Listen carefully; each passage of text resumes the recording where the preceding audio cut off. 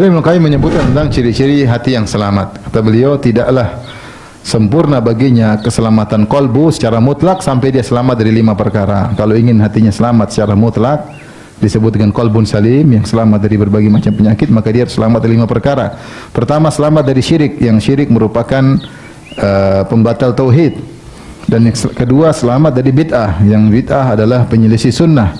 Dan yang ketiga, selamat dari syahwat, karena syahwat menyelisihi perintah Allah Subhanahu wa taala. Yang keempat, selamat dari ghaflah, kelalaian yang membuat orang tidak berzikir kepada Allah Subhanahu wa taala. Yang kelima, selamat dari hawa nafsu yang bisa menghilangkan kemurnian dan keikhlasan hati kepada Allah Subhanahu wa taala, ada hawa nafsu sehingga tidak ikhlas karena ada hawa nafsu. Ini 5 perkara merupakan penghalang dari Allah Subhanahu wa taala. Syirik, bid'ah, syahwat, ghaflah, hawa nafsu, 5 perkara.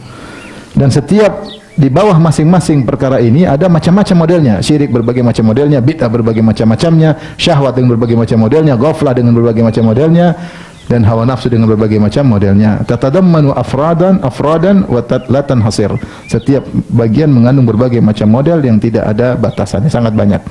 Oleh karenanya, kalau kita tahu bahwasanya 5 perkara ini dengan cabang-cabangnya sangat banyak, susah kita mau selamat dari ini semua.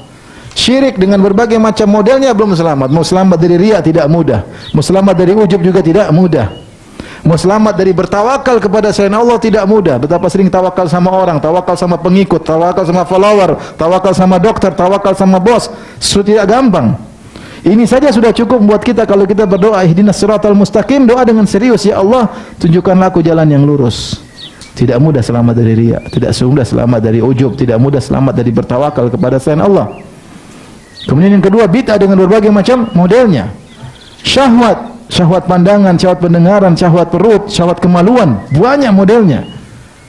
Tidak mudah untuk selamat. Hanya Allah yang bisa selamatkan. Iman kita enggak kuat untuk bisa selamat dari itu semua.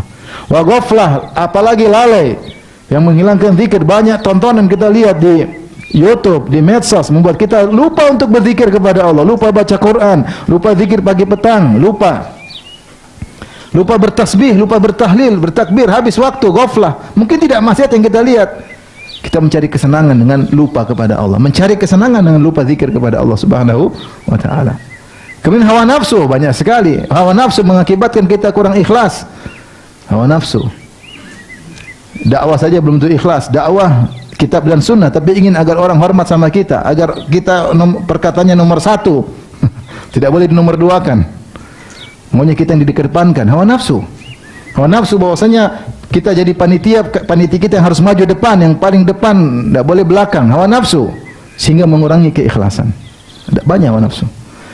Kalau kita ngomong berbagai macam, bagaimana cara selamat? Gak mungkin selamat. Makanya Ibnu Qayyim mengatakan, walidzalik ishtaddat hajatul abdi. Kalau begitu sangat keras kebutuhan seorang hamba, bahkan darurat, sangat darurat, kondisi mendesak untuk dia memohon kepada Allah agar Allah menunjukkan kepada dia siratal mustaqim.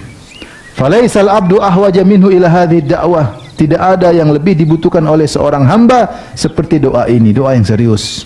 Walaisa syai'un anfa'a lahu minha, dan tidak ada yang lebih bermanfaat daripada doa si ihdinas siratal mustaqim. Maka seorang ketika membaca Al-Fatihah, ketika dia baca ayat ini, ihdinas siratal mustaqim, serius. Sungguhnya di hadapan dia berbagai macam cobaan yang siap membuat dia terlepas dari jalan yang lurus, membuat dia keluar dari jalan yang lurus. Famin a'zami uqubati dzunubi, dan di antara hukuman yang paling berat daripada dosa-dosa adalah al-khuruj an siratal mustaqim, keluar dari jalan yang lurus di dunia apalagi di akhirat.